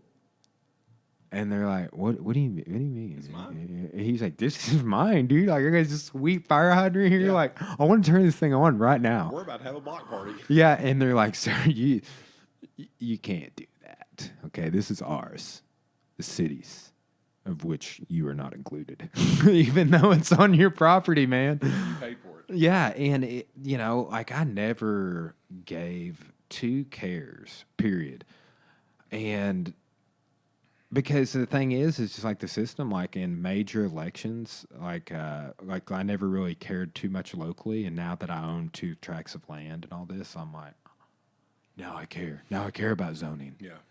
But before, I never would have. It's interesting the sort of contrast. Ross Perot said something, and this is Rest in peace. He just passed away. Exactly. He said something along the lines of, like, if you don't, if you're not like involved with politics will, and again, this is not an exact quote. I can't remember the exact quote, but politics will affect you. Like you can say all you want, like I'm not political, like doesn't really affect me, but it will. You know what I mean? Yeah. I was thinking that you remember. I don't know if you would have been there at like the all faculty thing for the faculty senate. No, thank God, no. Well, they were just like, "All right, we've got a new constitution written. We've made these changes. Everybody's read it. All right, any opposition?" Mm-hmm. And everybody's like, why is the meeting at this time? Like, we could go home if the meeting wasn't at this time, but you've kept us here for this meeting." Like, that's all I kept hearing. And they're like, "Oh, also, we're taking away this and that." And like all this stuff. And everybody's like, "We don't care about it. Like, whatever you want the Constitution to be. Like, we want to go home. It's 2:00. It's the last day of school, next to the last day of school. Like, you brought us here just..." Like, I'm hearing all these faculty salary things, and I'm just like, are you guys like worried that what changes they make? Like, I didn't read this. Did you guys get this email? Right. Like, I was like, they're like, "Yes, we got the email. You didn't read it." And I was like, "No, did you?" And they're like, "No, we just want to go home." Yeah, exactly. But that is like a small sampling of how local government at least works. I can't attest because I haven't been involved in state politics and all this. So, Yeah, no, but I agree with you. And I mean, even people and how they vote, like if you look at the major elections in terms of the president, we usually have a two-term president, and then the next election, the opposite party gets elected. People like change in terms of that what's office. crazy, I didn't realize this is how many Republican presidents we've had since LBJ. Mm-hmm. Twice as many Right, as Democrats. right. Shocking. I couldn't. I was like, I didn't realize that was the stack. 'Cause you had Kennedy and Johnson, Mm-hmm. and then you had Nixon. Which one was it? It was Nixon, Carter, Ford. Which one? Carter or Ford was the Dem? I always get them Carter mixed was up. the Democrat. Okay, Carter was a Democrat, and then you had Clinton and Obama. And that's it. Right. And so I do think a part of that is going back to what we were talking to earlier. When you talk about separation of church and state, Democrats embrace that. Republicans did not. Republicans Yeah, embraced, I know. and they became the morality, side of politics. So, but yeah, like people will vote for the president, and they're willing to change that. But if you look at the other like things that we vote on, when people vote, they don't often show up to vote for, the House and things like that, but they'll vote the same person in every time. There's no term limit, Oh and people man. will vote the same. That's where a lot of your change is going to come in. Like ideally, if you know, I don't want to necessarily name, the people, but if that person is not doing good for Arkansas, you would think, well, let's get rid of them. But people are going to vote him in over and over and over, and people make a career out of this. Yeah. Like you say, representative. I mean, I believe politicians are just that. They're public servants.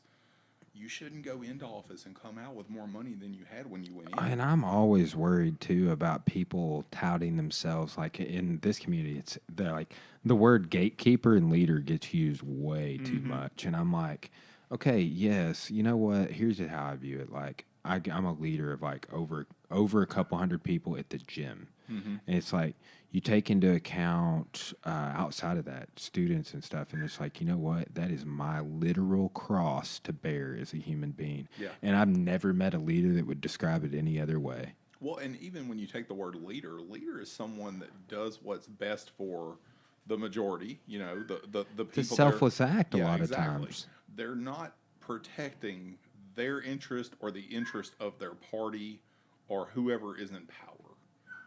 They're there to serve.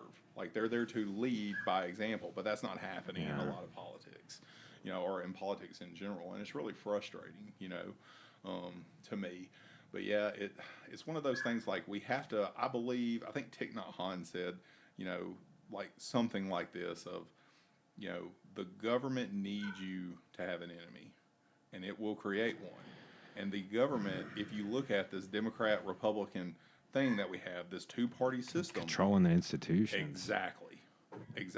Who was that guy that everybody kind of likes to bring up that Hillary and Obama were influenced by?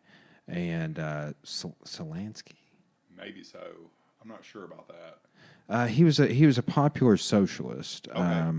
Yeah. I'm trying to figure out what that dude's name is.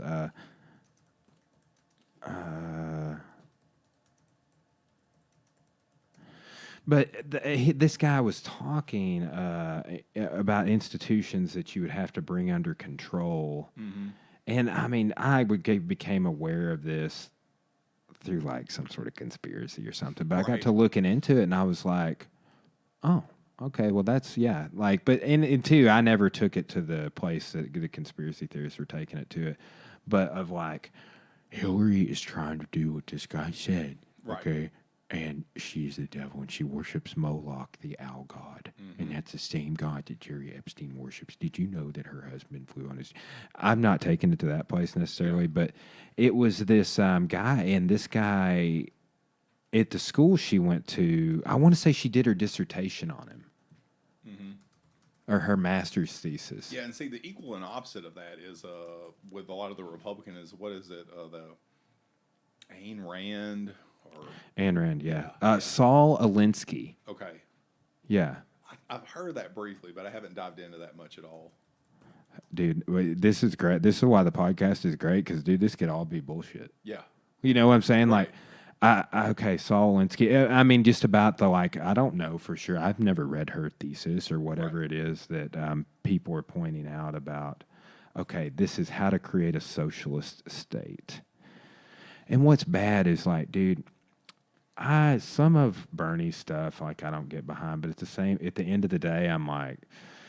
It's a pretty solid choice, like in terms of like the stuff he's talking about. I was wanting to share this thing earlier. Have you ever heard Jesse Ventura talk about a maximum wage? I'm like, yeah. Yeah.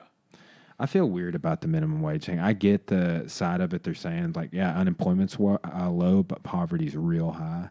But at the same time, it's like, dude, it's a small business. Like, I already pay my employees like what they're talking about, but it's like now I got to pay them more because I don't like. You have to compete. Yeah, it's like I don't like. It was cool when I paid them 12 or whatever an hour, 15 an hour, whatever it was, before it was a thing. Like when minimum wage was like under 10 or whatever it is now. So yeah, I definitely think there's two sides to that argument that both have valid points with raising a minimum wage, creating a living wage, but also that does hurt the small business owner. There was I'm big into knives. I love cutlery and knives. And there was a knife company that was located in Oregon, and they got, this, they've raised minimum wage a ton and they already paid their employees well above minimum wage. That's where, yeah. But they moved to Michigan because even though they paid their employees really well, they paid their employees so well that 90% of them moved with the company. Yes, they loved working for the company, did that. But they said if we lose one of them, if one of them decides, to pursue another career, do something else, it's going to be harder to compete when we already paid a good wage. When we have to pay even more now, it's harder to stay open, but on the other side of that, it is like the problem is minimum wage has not increased at the same rate that inflation has. And so, Yeah, and what's the formula to be able to calculate that? When I was in college, I was told that if minimum wage had risen at the same rate when I was in college, and minimum wage at the time was like still, what was it, like $5.25? Yeah, dude, I remember it was $5.25. Yeah, $5.20. I mean, I was working at a job where I was making $7.50 an hour, and I thought I was rich. Dude, I left Walmart making a little over $10 an hour. I worked there for a couple years. I was like, hell yeah! Exactly. The place I worked at 3 years, I had worked up to $12 an hour, and I was like, "This is the life," I've made it. Yeah, I've made it. I mean, when I got my counseling degree, I remember someone contacted me to do like group therapy for like $20 an hour, and I was like, "Oh my God, that's unreal!" And somebody was like, "No, it's not. That's standard for you. That's not good at all." But so I see the argument of that because it is hard to live on that wage. But yeah, it's hard, man. And it's going to affect different people different ways. But I think one of the things that I think we're seeing as an unintended consequence of that is industry is not taking kind to it, and we're seeing jobs being eliminated. Have you shopped at Kroger recently? Yes, what they do, they put in more self-checkouts. Exactly. Yeah, so did Walmart. And self-checkouts at Kroger suck more than they suck at Walmart. Because they haven't been doing it very long. I don't know, but they just suck. Every time I'm standing in line and they're like, "Come over here," and I'm like, "No." Like, I remember when self-checkouts first came out, and I'm okay with those because I think that they are for people who have 10 items or less. But when you have a grocery cart full of groceries, you don't need to be at the self-checkout and having to call the cashier over every time. But I think that's one of the reasons we're seeing that is because minimum wage increase. So Kroger says, well, instead of having 4 people check out, we're now going to do 1, maybe 2, and people can use self-checkout, and we can employ less people like that. What that creates is this, like I was like laughing to myself and like having inner dialogues. I was at Walmart earlier, and embarrassing side story. I went to the bathroom, and I came out of the bathroom, and I got my cart, which had like some picture frames and some water. That water we've been drinking, some other stuff in there. And then when I came out of the bathroom, I grabbed an empty cart and pushed it up to the front, and then realized it was empty. But when I was doing that, I was like going to the self checkout, and then I realized I didn't have anything in my buggy, so it's kind of funny. But yeah, there was this huge ass line and only like one checkout open. Right. It had like 12 people in it and they all had baskets full. And I was like, I've heard about this shit on the internet. Like, I was like, people are talking shit about this on the internet. I was like, my dad won't even come here anymore because of this. Like, I told the Kroger employee, she's like, hey, you can actually come. And dude, I had a buggy full, like, produce is the worst thing to have to do in a self checkout. You need to be drawing a check for Yeah, that. exactly. And so she comes down here and she was nice. She goes, hey, you can actually, and I said, I'm not employed by Kroger. I'm not going to do the job that they should be paying someone to do. But I think that's an unintended consequence. We're seeing things like at McDonald's, which I don't go to McDonald's anymore, so I don't know if it's happening around here, but we're seeing machines now like kiosk where Big Mac, no onions, extra pickles. It used to be somebody standing there doing that for you. That was somebody's job. And so big industry is not going to take kindly to this. But the problem, again, is that minimum wage, again, is a symptom to me. It's a symptom to an underlying problem. Just like with Bernie and the Democrats want to talk about universal health care. That in itself sounds okay, but I think there's going to be unintended consequences to it. And the real issue for me is not that we all need insurance, because I think insurance for the most part is bullshit. We need health care that doesn't cost us an arm and a leg. You shouldn't have a medical condition happen to you and you go bankrupt in the richest country in the world. And it's not because of insurance. It's because of the hospital industry. Well, yes. I don't know. I'm sure you did. I'm sure you talked to Dana last year about his wife. Oh, yeah. Like, I felt so bad for him. The dude is in his 60s. He's working a full-time job teaching, and then he's leaving to go work at basically a private practice full-time, just so he can afford to live and treat his wife, with what's going on. He wanted to retire from the school, but he had to think about, like, okay, with insurance, can I afford insurance for my wife? Like, how is this going to work? Yeah. So it's just, it's crazy. So when Bernie gets up there and he says something about universal health care, that sounds good, but I think there's going to be unintended consequences. But really, I want to know, ripple like, why, effect. Yeah, why are drugs in Canada cheaper than the U.S.? Like, it's like the simple things like IV bags and insulin and stuff like that. Like, that's the main ones I'm concerned about. Yeah, and capitalism. So for me, socialism is not the problem. I'm cool with socialism to an extent. I'm cool with capitalism to an extent. It's when they get perverted. It's when they get used against me. Dude, let me read you this real quick. Okay. And so again, like, I'm just pulling this up. This is actually an article by a guy named Garrett Greer. It's a small text, but it says it's talking about Saul Alinsky. He died in June of '72, and he said he wrote a paper allegedly. Again, I'm just reading this little how to create a social state by Saul Alinsky. There are 8 levels of social control. Healthcare. Mm-hmm. Control healthcare. You control people. Poverty. Increase the poverty level as high as possible. So debt. Mm-hmm. I'm in debt. Are you in debt? Oh, yeah. Yeah. Okay. How can you not be? Right. Yeah. Gun control. Okay. Remove the ability to defend themselves from the government. Then they will not. Then you will be able to create a police state. Right. Welfare.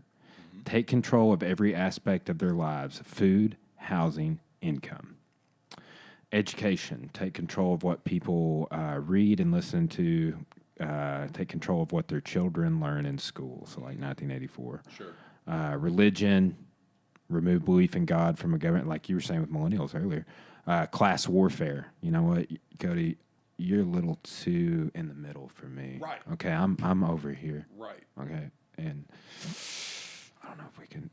That's what that. I mean, like, we've already hit all of this. I feel like we've talked about a lot of stuff, but that is it, man. That's kind of sign of the times. Well, man, and the reason that I would vote for Bernie Sanders, and the reason I'm going to vote for him. I don't care what people say.